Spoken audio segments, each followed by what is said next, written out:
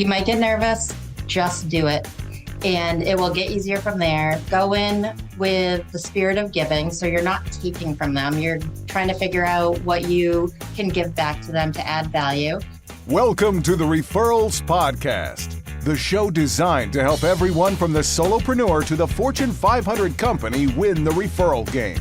And now, here is your host, Michael J. Maher. Welcome, everyone to an, and by the way, please note that I didn't say at everyone, like on Facebook groups, that's making everybody mad throughout all Facebook groups. I did not tag everyone, where like you go to the group and you're thinking, oh my gosh, somebody tagged me. And then you get there and you realize it's the at everyone tag. So I just want you to know, everyone in this case is really just everyone who's listening to this. So that's you. So welcome to this podcast, another amazing podcast. I cannot wait to dive into it, but I'm going to give you a Facebook tip that I just went over with our lovely guest here today. And here's the thing. There's something called EdgeRank in Facebook. EdgeRank is essentially when you post, how many people see your post. You may not realize this, but if you have 1,000 friends, like 17 of your friends actually see your post. Usually it's really, really low, but you can actually do something to manipulate EdgeRank. And what you can do is post something that a lot of people post on. And one of the epic Facebook posts of all time to generate debate, comment, sometimes controversy, is to post about pizza. And a great post is, I'm thinking about pizza tonight. That was the conversation we had. I'm thinking about pizza tonight. Where is the best pizza place in town? And just let them go. Let your friends just rally it up. And here's the other thing. You want to even add to that? In the comment, tag like 10 of your friends that you know pretty well and say, what's your feedback on this? Or what's your favorite pizza place? And that will start the bouncing going. So here's the thing. So you get 30, 60 comments, likes, whatever it is. Then you post your business post. Then you post that maybe you want more people to see, right? Celebratory, an award you got, a client you helped, whatever it may be, right? So there is a strategy to getting your post seen by more people. And honestly, that's a great one. So thanks to Becky for that conversation. And you can thank her too later. So here's the thing. I got to give a big shout out, speaking of pizza, to Michael Bradford on his review of the podcast on iTunes. And just so everybody knows, we are also on Amazon Audible right now, and you can listen for free on Audible. So if you have the Audible app, you can actually listen to Referrals podcast free. I'm not sure how long that is for free, or if you get grandfathered in, if you subscribe now. I'm just saying, maybe you should subscribe now, just throwing it out there. So Michael Bradford said, keep bringing the heat, baby, which for some reason makes me think of pizza. I don't know why that is. Michael J. Maher brings the heat in all caps. I don't know if he meant some crazy acronym with that or just was yelling into his computer screen as he typed it. In every way, his material will absolutely cause you to binge listen to every podcast back to back. Keep it coming, MJM, which is my initial. That's me. Michael Bradford, you rock. I appreciate it. Thanks for listening. Thanks for watching. And thank you for binge listening to the Referrals podcast. Without further ado, one of our one-to-one greatest referral ambassadors, and honestly, one of my favorite people in Gen. And people are like, well, you say that a lot. And you know what? That's who we interview. I only interview my favorite people. Who the heck else would we have on? Like, Michael, I know you don't like this guy, but maybe have him on. It's like, no, I don't think that's a good idea, right? We could get into an argument. That'd be fun on the podcast. Our guest today is a realtor out of Milton, Massachusetts, which is just 8 miles south of the Boston area, originally from Maine, another MA start word. She is called Milton, Massachusetts, home for over a decade, drawn in by the location, community, and endearing small town charm. With a background in sales, management, and human resources, she has honed her expertise in customer service, organization, marketing, project management, and communication, all of which she now applies to her real estate career. Beyond her real estate endeavors, she, along with her husband and daughters, share a fervent passion for hockey. Additionally, her love for running serves as a means to explore new neighborhoods and stay in shape. A strong commitment to community service is central to her ethos, as evidenced by her active involvement in various local organizations and charitable initiatives, including her own Give Back campaign. Welcome to Referrals Podcast, Becky Davis. Thank you so much for having me. I really appreciate it. I was blushing there for a minute. And it's about stinking time. Like, how long have you been with RMA and Gen? Probably a little over a year and a half. So that's what's interesting. We talk about relationships a lot on here. I feel like I know you really well, right? 18 months. And what's amazing is you jumped in 100%, right? So the fact is you showed up a lot, and so that it becomes more familiar, and familiarity leads to referability. We just covered that with the 3 C's.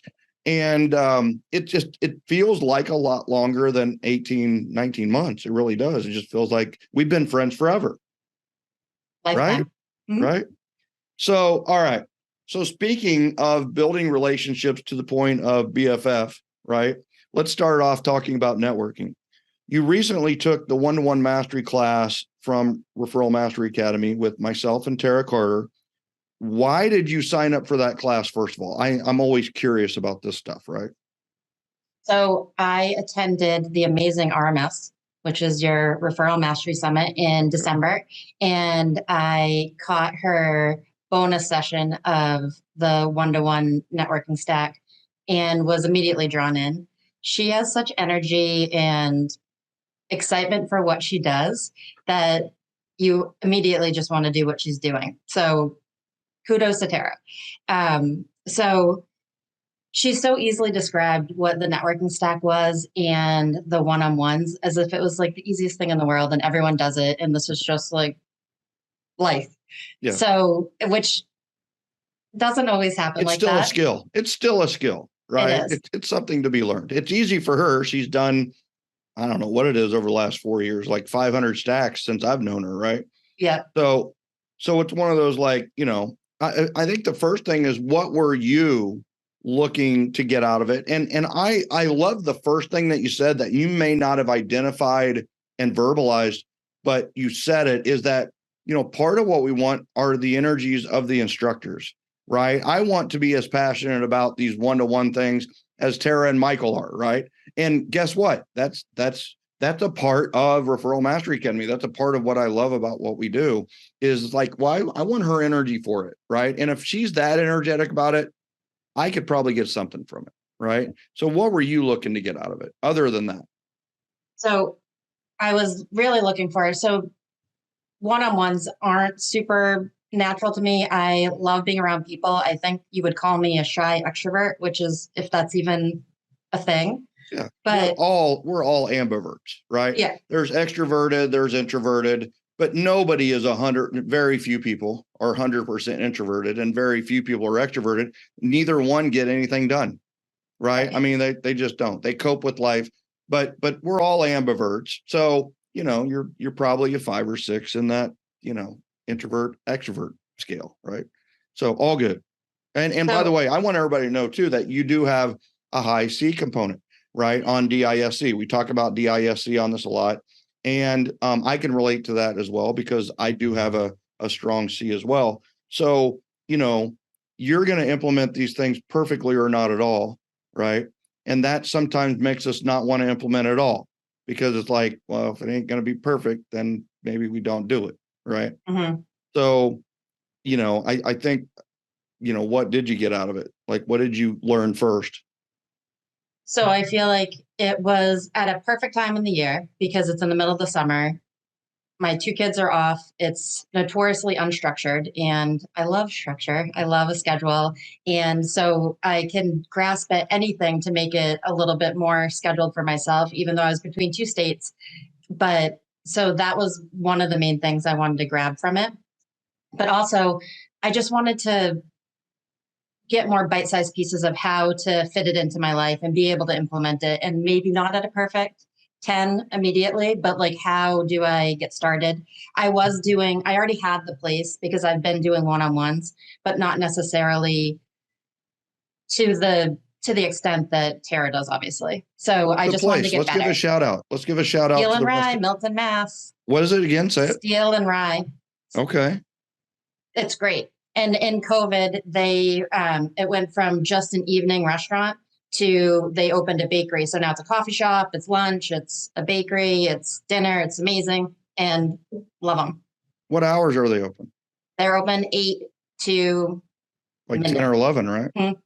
8 to 10 or 11, right?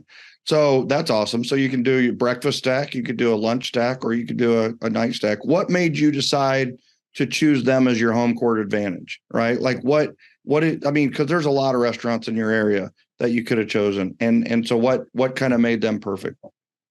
So when I first started, I was like, where can I go that a lot of people go anyway? It's not too busy. It's a place that I can go. This was my first time being an entrepreneur, doing my own hours and not having an office to go to. And so I wanted to have a place that I could go and work from as well. And that was a place that that worked for me. And now it's because of all the people. Like, when I walk in, it doesn't matter if I order my standard bubbly water. George sees me come in and brings it to my table if I'm not sitting with him usually I just work from the bar area. I don't drink at 9 a.m., but I I enjoy talking to him. So if I don't have a stack scheduled, I'll work from there. But he'll see me come in even across the room and he'll bring it. So it's just that type of relationship that you build when you go to the same place all the time. Feels like family, right? Mm-hmm. You become a regular, and it sounds like it's got a lot of variety for relationships, right? My EBT it had a bar area, but man, it was you couldn't smoke in there, but it had that smoky corner, dark feel, right? No matter what the time it was. And, that was but luckily I was doing lunch stacks. So for lunch, they were great. And they weren't that busy for lunch. So until I started talking about it and telling everybody that that's where my home court advantage was, then they started to get really busy at lunch. And it was like, I probably should have kept this myself. But so I love that, they've got the bar aspect, the bakery aspect, they've got the lunch aspect, and they've got the dinner aspect. So different settings. So you don't have to choose 3 different home court advantages for different times of meetings, right? Nope. Love it. All in one. And you can have some privacy there, sounds like, right, to work. All right. So that's the home court advantage. Let's talk about the networking stack that you learned from one-to-one mastery. So how did you fill maybe describe the networking stack to our listeners, and then how did you start to fill yours? So in a perfect world, it would be I usually do my networking stacks in the morning and then end with lunch, just because of my schedule. So I would have an appointment at 9 a.m. and then I would ideally plan whoever's coming in at 10 to overlap that person so I can introduce them, so that they will, even if they don't know that they want to know each other, they at least leave with another contact. And then so on and so forth throughout the day. So I usually do 3, and like on a strong day, maybe 4. And it doesn't always work that they're there until the next person comes in, or that they even, like, if it works out, it works out. And if not, like, no big deal. So, so that's ideally how it works. So let me just I'll regret. So you do what I would almost call like a breakfast stack that ends in lunch. So you have a 9, a 10, and an 11, and then you eat lunch, right? Yep. Or you have a 9, 10, and then 11, and then eat lunch after, or noon, eat lunch with someone, right? Yep. Okay. And ideally that they would stay for an hour, because at the end of the hour, you would introduce them to each other, and, you'd get a chance to go get a breath of fresh air or go to the restroom or like whatever it is, give them a chance to meet each Yep. other. Okay.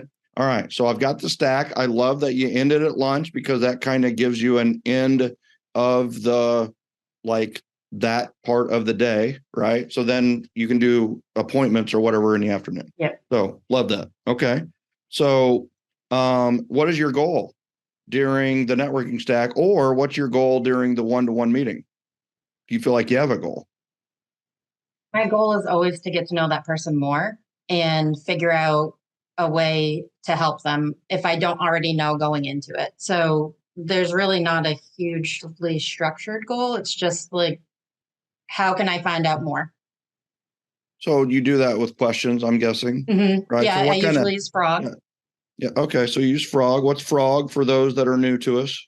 which is family, recreation, occupation, and goals. All right. So it makes, like, as the shy extrovert, it actually helps me figure out how to keep a conversation going. I always was a little bit nervous having to be the focus of a conversation. So I love being the one that asks the questions and then, like, get more information from other people. And that helps me because if there's a lull in conversation, I can always just ask another question and then get them talking more. That's right. And people do love to talk about themselves. Most people do love to talk Yeah. about themselves.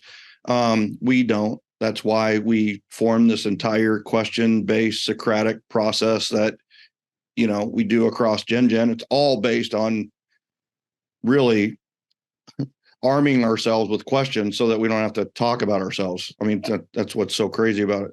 But all right. So, how do you, so give me some examples of Frog questions that you've asked before, right? So this time of year is easy. Like, had the kids make it off to school, or like, what school are they in now? What grade? Are they starting sports already? Do you have any tournaments coming up? What did you do over the summer? Did you go anywhere? What my favorite, because I ask this to most people, what's your favorite travel, like your bucket list travel destination? Oh, Because that wow. always gives me a homework assignment if I can't find another one, because usually you can find something to follow up with on that. And when you say homework assignment, we need to explain that for the crowd, for the people in the back. So I always need a goal, and the goal is to find out more. And the end goal is to find out a homework assignment to be able to follow up with something, add value in some way. Yeah. So you're looking for an action item that you can go and just knock their socks off with some cool thing, right? So let's say if their travel destination, which is just such a great question anytime, so let's say they say it was Greece and Italy. What would be a typical follow-up for you? So the easiest thing is, and it goes a long way, is get on Amazon. I don't know what I would do without Amazon Prime, seriously. Yeah. Get on Amazon, find a couple of travel books and send them to them. They get them the next day with a little note from me, and it's a thank you. This is to, like, read up on your bucket list travel. Hopefully it happens this year, whenever. Love it. Like something better than that, but you know what I mean. Yeah. I love it. I love it. What's the greatest response you've ever gotten from a homework assignment? Like what's one that you really recollect as a memorable, like they were just thrilled, or they called you and said, "Oh my gosh, that's cool." Mine was, so I got two really good ones, but one of them was the bucket list, and it was Italy, and she was going there not this year but next year. So I sent a book, and she just called me. Because it was a friend of my daughter, or it was a mom of my friend's daughter, my daughter's friend. Does that make sense? My daughter's Yes. friend's Yep. moms. Yep. So it was like it wasn't like a business meeting I was going into. It was going in to meet another mom that I don't know that well. And I get a homework assignment because I find out her bucket list is to go to Italy because she hasn't been before. And I send the book, and she called me as soon as it got there and was like shocked. And like, it makes you feel good when you do something. Like I just want to do that to make her feel good. And then she does it and then makes me feel good. And it's like one of those vicious cycles. So how much did it cost you? Like $5.99 or something. It's like, did you get much. the Rick Steves one? It was, I think so. It was like the number one voted. Yeah, that's probably Italy Rick tour Steves. book. Mm-hmm. That guy owns the Yeah. guidebook, travel guidebook business. Okay, what was the other one? All right, so that was a good one. And you didn't really have any relationship with her at all, right?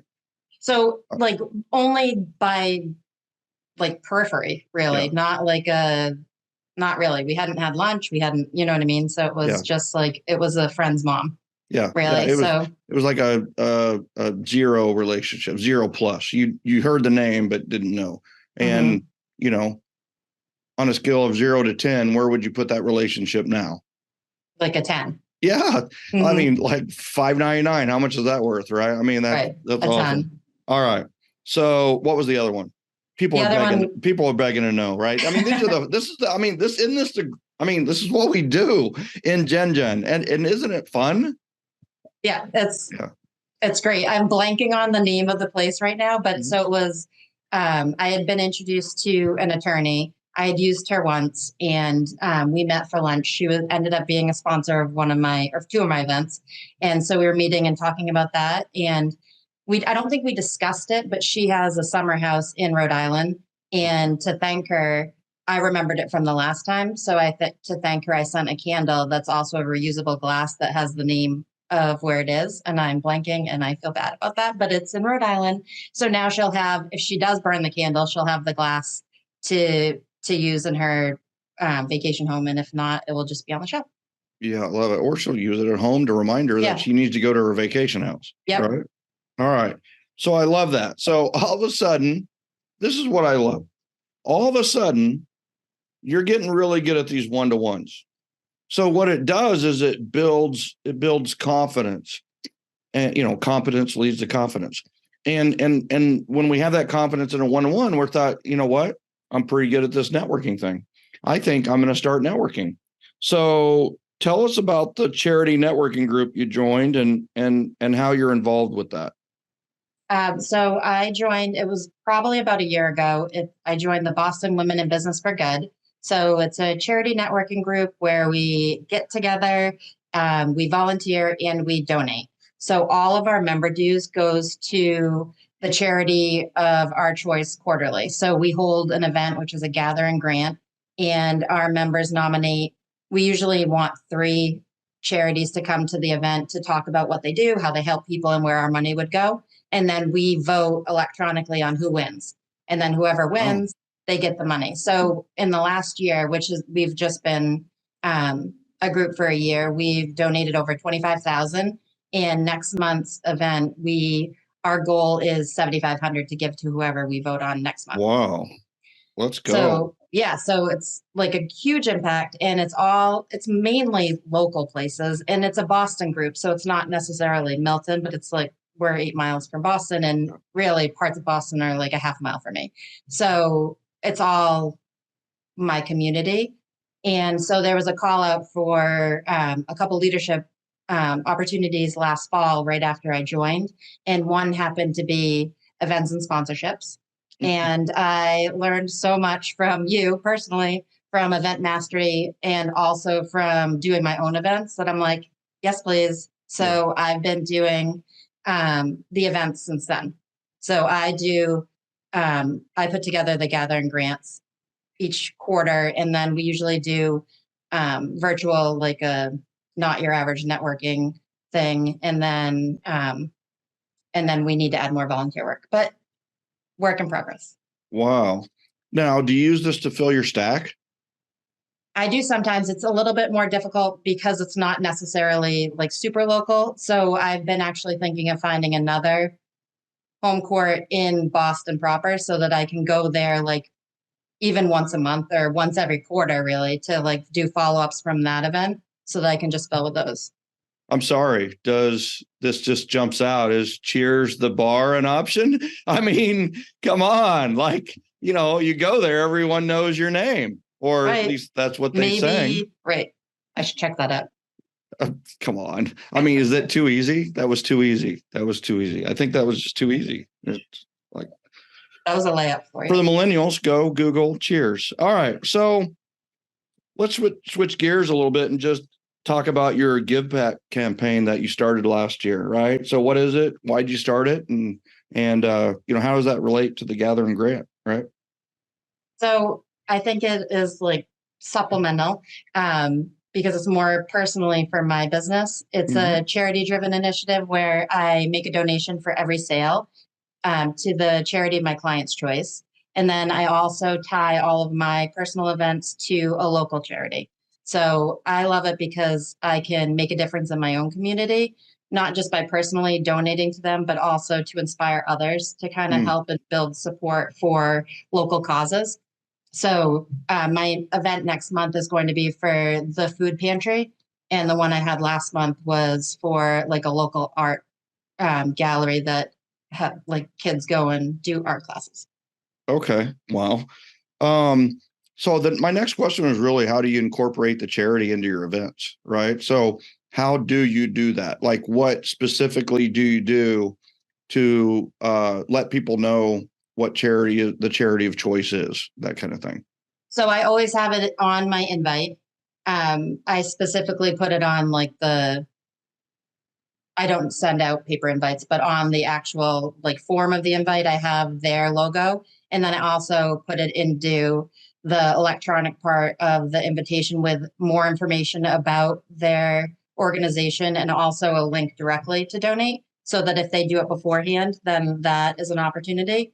I also put it in if it's an event I'm advertising on social media, I'll also like that's always a call out that it's for this organization. Like I just did a movie night in the park and that was for the art club, the Milton Art Center. So they also shared my event to everyone in Milton as well and had a link to sign up. They also had it wasn't just a movie in the park. We had them come 2 hours early so that there was an art table that Milton Art Center ran. We had face painting. We didn't end up having face painters. So all the kids got to paint each other's faces, which I think was the hit of the entire event. What a great spin. I love it. Instead of having actual face painters, we're just going to let them paint each other's face. That had to be awesome. I think next year we're just going to do that. Like we are not having face painters because they just had so much fun.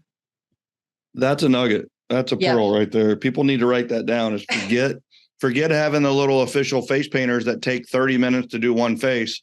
Like 30 seconds, those kids will paint each other like nobody's business. I love it. That's right. And you said so many, like, here's what I love. Like, you've got so much momentum right now in a lot of the stuff you're doing. You know what I mean? Like you just gotta love the activity, right? And I mean, just like you said, the art center shared your movie night in the park. Mm-hmm. That's so subtle. You just blurred by it. I mean, you just talked about it and went on, but like, that's a big deal. That's a big deal is that, I mean, people are spreading the word about you because you're doing great things and you're partnering. I mean, is there anything that spreads as faster as generosity? It just, I don't know. It's just amazing what you're doing here. How many events did you do this year? So actually host. I know you went to quite a few, right? So we're not counting gathering grants. That's right. Well, just for my own company. Yeah, just for your own company. So this will be my third. I had pickleball event and movie night in the park, and then I had, by popular demand, I'm bringing back the pumpkins and portraits, or portraits and pumpkins. I can't remember what it's called. Where we have pumpkins and portraits. Pumpkins and portraits. Yeah. We do micro sessions of my photographer does a free digital copy for anyone that comes so they can use it for their holiday card. And I personally make apple cider donuts and pumpkin muffins with my mom. When is that? October 21st. If you want to come up to Boston, make sure I get invited to that one. Yes. Love that. Wow. I'm getting hungry. I don't know what this pizza talk and apple. I know, a lot of food. Apple cider muffins. Is that what you said? Apple cider donuts and pumpkin muffins. Oh my God. Can I just take a moment right now? I mean, like, wow. Very cool. And are those going to be your standard 3 events a year, your all gaps? Probably. So my pickleball one was smaller. So it was for like 12 people. Okay. So, and then I'll probably do a smaller one like in December for like probably the same people. Yeah. So maybe a bigger one. The issue I'm running into, not really an issue, it's a good problem to have, is that my bigger events run into the same time frame as my gather and grants. So they're 2 days apart this next month, which is not ideal. No. But it's good. It gets me in, like, now I'm in invitation mode, and then I'll do the same thing for everyone. I'll just be busier. So, I mean, and this might be a selfish question. So did the event mastery stuff help you with being the event coordinator for the gather and grant stuff? I mean, are they just like, oh my God, Becky, that's the greatest idea ever? I mean, have you had any of those moments, or are you just incorporating a little bit slyly? So no, I do most everything. So this is the first time I'm taking over the invitation, because one of the other people, our communications lead, has a person that was sending invites, and I kind of, maybe it's the control freak in me, but I like to see numbers and that I can personally follow up, and getting and requesting a spreadsheet of who is in wasn't good enough for me. So I needed to do it myself. So I feel like I'll have more of a idea of numbers, because our numbers have been small. We have 180 on the books as members, and have like probably 35 people that come. Yeah. But they're giving their money. So like, we'll take your money. We also want you to come to the event, but like. Yeah. Well, at a certain level, right? People trade money for time, right?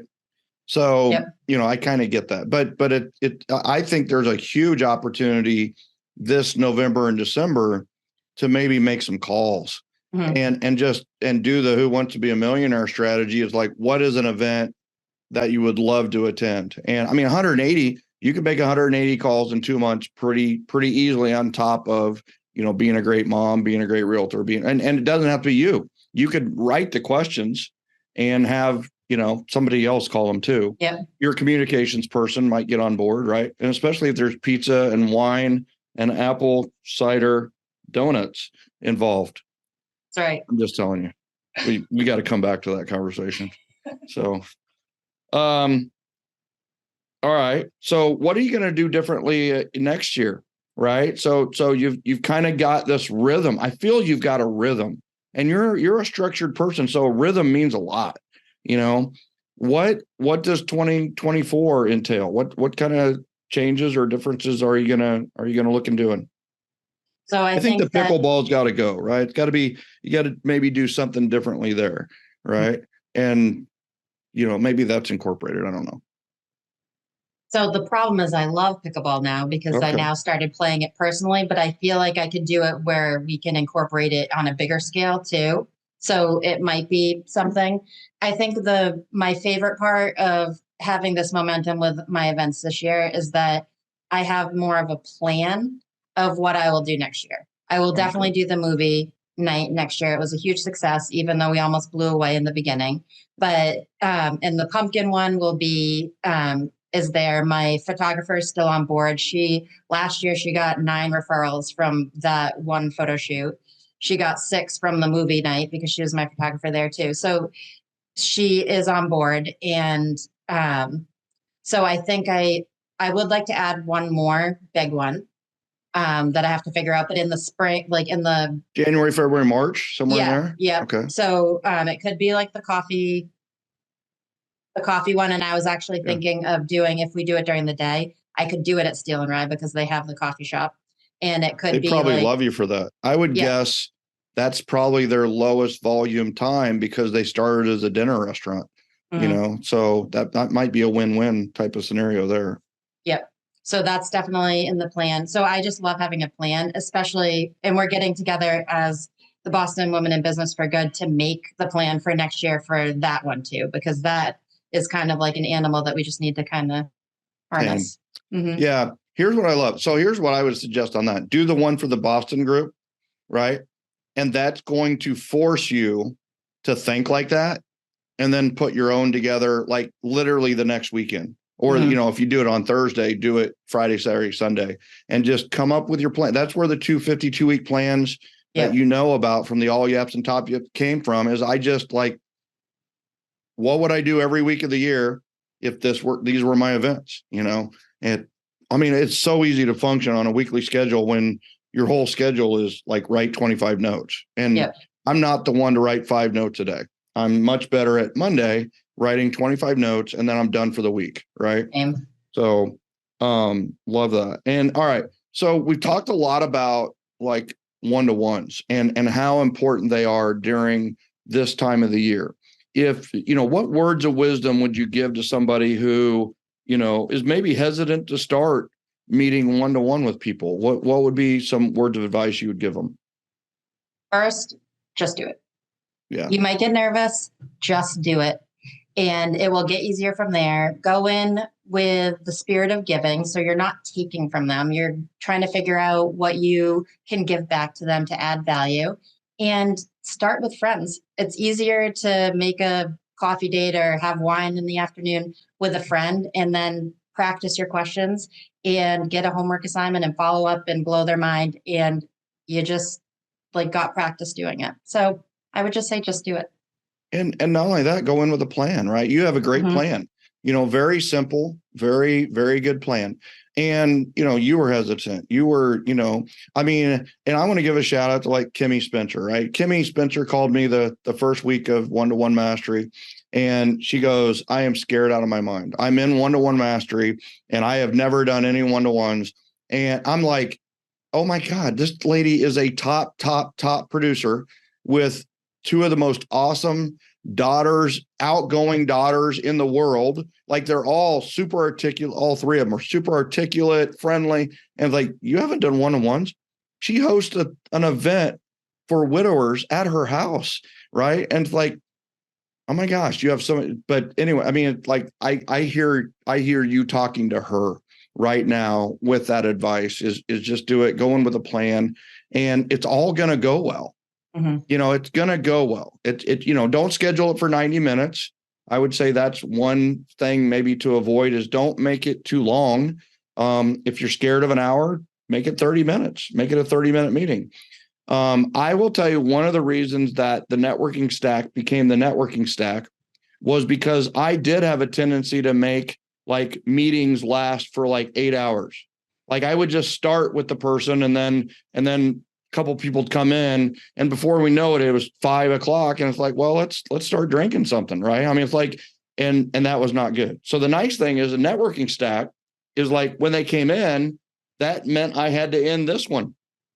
So I would end on time, not because of me, because I felt like it would be rude for me to say, you got to go now, or I'm just tired, or, I'm done talking. I'm worded out today. And instead, it's somebody, my 2 o'clock's here. You know what? I appreciate, you should meet my 2 o'clock. You guys should meet. Oh my God, you guys don't know each other. You should meet so I can go to the bathroom, and it's like, I just drank a gallon of tea in the last 3 hours.